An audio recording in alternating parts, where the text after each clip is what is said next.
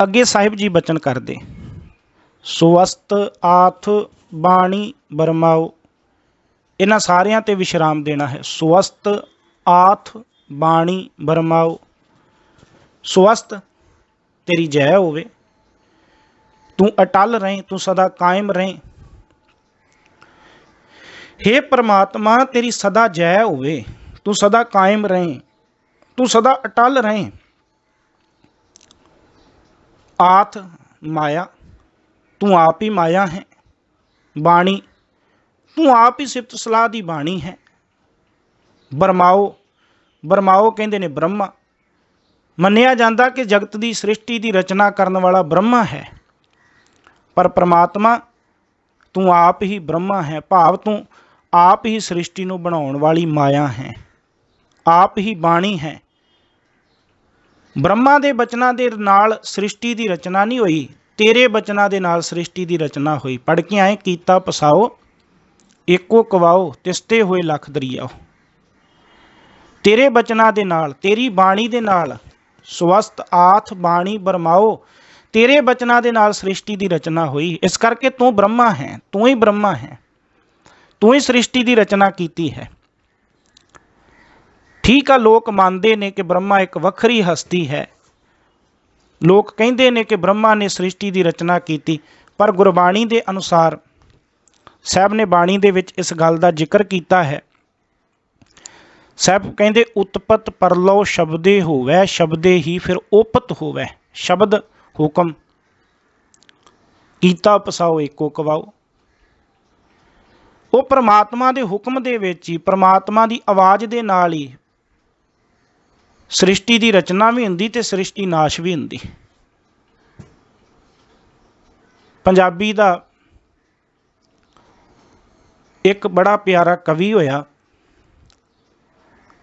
उन्हें अपनी रचना दे विच ये गल कही, क्योंकि जिथे गुरु साहब ने बाणी विच कही ये गल, उथे आम लोगों ने भी ये गल्लां कहियां ने, आम विद्वानां ने भी ये गल्लां दे नाल सहमति जताई है कि जे आपां ये सोचीए कि नहीं सब कुछ आपे होया जां किसी ने इहदी रचना की, वो कहंदा फिर ब्रह्मा नूं रचण वाला कौन सी?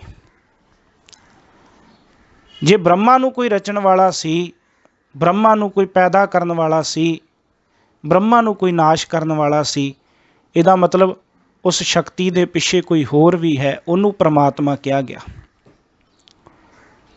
अगे जाके वैसे एका माई जुगत व्याई दे विच गुरु साहब ने इहदी व्याख्या करनी है। साहब कहते हे परमात्मा तेरी सदा जय होवे, तू सदा कायम रहे, तू आप ही माया है, तू आप ही बचन है, बाणी है, तो तेरे बचना के नाल ही सारी सृष्टि की रचना हुई। इस करके तू आप ही ब्रह्मा है, तू आप ही सारी सृष्टि की रचना की। सत सुहान सदा मन चाओ, तू सदा थिर रहन वाला है। सुहान कहते ने सोहना, सुबहान, तू सब तो सोहना है। सदा मन चाओ, मन दे नन्ने नूं सिहारी है, तेरे मन विच सदा ही खड़ाओ रहिंदा है, खेड़ा रहिंदा है। ये नहीं कि तू कदी दुखी हुन्ना।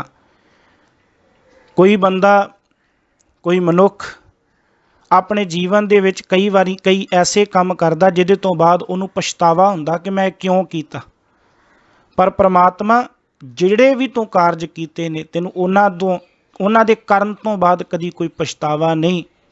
इस करके तू सदा खेड़े विच रहिना है, आनंद विच रहिना है। कवन सो वेला वक्त कवन, कवन थित कवन वार। परमात्मा तू आनंद खेड़े विच रहिना। हुण कई लोग ये गल कहिंदे ने कि सृष्टि की रचना आ समय हुई, सृष्टि की रचना इवें हुई। कोई कहता परमात्मा ने इस धरती नूं सोमवार तो लैके शनिवार तक बनाया, ऐतवार उसने आराम किया ना। गुरु नानक साहब महाराज कहते साडियां सोचां ने। साहब कहते कवन सो वेला वक्त कवन, कवन थित वार, कवन थित कवन वार।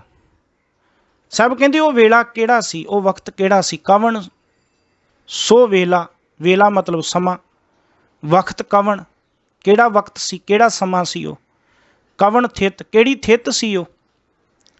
थित्तां ਜਿਹੜੀਆਂ ਇਹਨਾਂ ਦਾ ਚੰਦਰਮਾ ਦੇ ਨਾਲ ਸੰਬੰਧ, ਚੰਦਰਮਾ ਤੋਂ ਥਿੱਤਾਂ ਗਿਣੀਆਂ ਜਾਂਦੀਆਂ, ਏਕਮ, ਦੂਜ, ਤੀਜ ਆਦਿਕ। ਤੇ ਸੂਰਜ ਤੋਂ ਵਾਰ ਗਿਣੇ ਜਾਂਦੇ, ਵਾਰਾਂ ਦਾ ਸੰਬੰਧ ਸੂਰਜ ਦੇ ਨਾਲ, ਥਿੱਤਾਂ ਦਾ ਸੰਬੰਧ ਚੰਦਰਮਾ ਦੇ ਨਾਲ। ਸਭ ਕਹਿੰਦੇ ਉਹ ਕਿਹੜਾ ਵੇਲਾ ਸੀ, ਕਿਹੜਾ ਵਕਤ ਸੀ, ਕਿਹੜੀ ਥਿੱਤ ਸੀ, ਕਿਹੜਾ ਦਿਨ ਸੀ, ਕਵਣ ਸੇ ਰੁੱਤੀ, ਉਹ ਰੁੱਤਾਂ ਕਿਹੜੀਆਂ ਸਨ। ਮਾਹ ਕਵਣ, ਮਹੀਨਾ ਕਿਹੜਾ ਸੀ। ਜਿਤ ਹੋਆ ਆਕਾਰ, ਜਦੋਂ ਇਹ ਸੰਸਾਰ ਬਣਿਆ, ਜਦੋਂ ਆ ਸੰਸਾਰ ਆਕਾਰ ਵਿੱਚ ਆਇਆ, ਹੋਂਦ ਵਿੱਚ ਆਇਆ।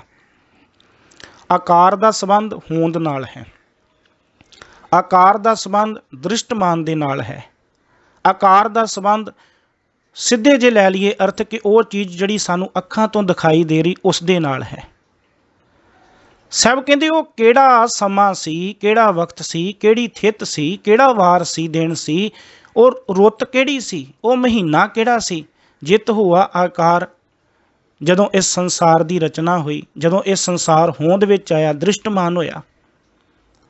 ਪਤਾ ਕਿਸੇ ਨੂੰ, ਅਨੁਮਾਨ ਤੇ ਸਾਰੇ ਲਾਈ ਜਾ ਰਹੇ ਨੇ, ਪਰ ਸਾਹਿਬ ਕਹਿੰਦੇ ਵੇਲ ਨਾ ਪਾਈਆ ਪੰਡਤੀ, ਜੇ ਹੋਵੈ ਲੇਖ ਪੁਰਾਣ। ਸਭ ਕਹਿੰਦੇ ਇਹ ਸੰਸਾਰ ਕਦੋਂ ਬਣਿਆ, ਉਸ ਸਮੇਂ ਦੇ ਪੰਡਤਾਂ ਨੂੰ ਵੀ ਇਹ ਪਤਾ ਨਹੀਂ ਲੱਗਾ। ਵੇਲ ਨਾ ਪਾਈਆ ਪੰਡਤੀ, ਵੇਲ ਮਤਲਬ ਵੇਲਾ, ਸਮਾਂ। ਨਾ ਪਾਈਆ, ਨਾ ਪਾਈਆ ਨਹੀਂ ਪ੍ਰਾਪਤ ਕੀਤਾ, ਨਹੀਂ ਲੱਭਿਆ। ਕਿਹਨਾਂ ਨੇ, ਪੰਡਤੀ, ਬਿੰਦੀ ਲਾ ਕੇ ਉਚਾਰਨ ਹੋਏਗਾ, ਪੰਡਤਾਂ ਨੇ, ਬਹੁਵਚਨ। ਜੇ ਹੋਵੈ ਲੇਖ ਪੁਰਾਣ, ਸਭ ਕਹਿੰਦੇ ਜੇ ਹੁੰਦਾ ਪਤਾ ਪੰਡਤਾਂ ਨੂੰ, ਜੇ ਹੋਵੈ, ਜੇ ਹੁੰਦਾ ਪੰਡਤਾਂ ਨੂੰ ਪਤਾ, ਲੇਖ ਪੁਰਾਣ, ਕਹਿੰਦੇ ਉਹ ਆਪਣੇ ਲੇਖਾਂ ਦੇ ਵਿੱਚ, ਪੁਰਾਣਾਂ ਦੇ ਵਿੱਚ, ਧਾਰਮਿਕ ਗ੍ਰੰਥਾਂ ਦੇ ਵਿੱਚ, ਮਜ਼ਮੂਨ ਦੇ ਵਿੱਚ ਜ਼ਰੂਰ ਲਿਖ ਦਿੰਦੇ। ਜੇ ਉਹਨਾਂ ਪੰਡਤਾਂ ਨੂੰ ਪਤਾ ਹੁੰਦਾ ਕਿ ਸੰਸਾਰ ਕਦੋਂ ਬਣਿਆ, ਕਦੋਂ ਹੋਂਦ ਵਿੱਚ ਆਇਆ, ਸਭ ਕਹਿੰਦੇ ਜੇ ਪਤਾ ਹੁੰਦਾ ਤੇ ਜ਼ਰੂਰ ਲਿਖ ਦਿੰਦੇ ਉਹ ਪੁਰਾਣਾਂ ਦੇ ਵਿੱਚ, ਕਿਸੇ ਗ੍ਰੰਥਾਂ ਦੇ ਵਿੱਚ। ਹੁਣ ਇਹ ਸੰਬੰਧ ਸੀ ਹਿੰਦੂ ਵੀਰਾਂ ਦੇ ਨਾਲ। ਫਿਰ ਸਭ ਕਹਿੰਦੇ ਵਕਤ ਨਾ ਪਾਇਓ ਕਾਦੀਆਂ, ਜੇ ਲਿਖਣ ਲੇਖ ਕੁਰਾਨ। ਕਹਿੰਦੇ ਇਹ ਨਹੀਂ ਕਿ ਇਕੱਲਾ ਪੰਡਤਾਂ ਨੂੰ ਪਤਾ ਨਹੀਂ ਲੱਗਾ, ਜੇ ਕਾਜ਼ੀਆਂ ਨੂੰ ਪਤਾ ਲੱਗ ਜਾਂਦਾ। ਕਾਦੀਆਂ, ਕਾਦੀਆਂ ਦਾ ਅਰਥ ਹੈ ਕਾਜੀ। ਕਈ ਸ਼ਬਦ ਜਿਹੜੇ ਨੇ ਨਾ, ਖਾਸ ਕਰਕੇ ਸਾਡੀ ਪੁਰਾਤਨ ਬੋਲੀ ਦੇ ਵਿੱਚ,